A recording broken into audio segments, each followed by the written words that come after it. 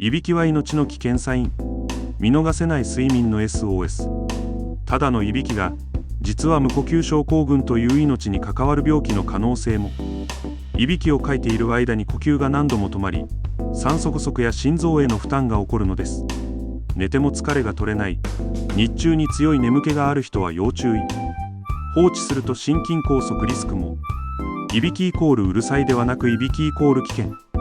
あなたや家族、大丈夫ですか？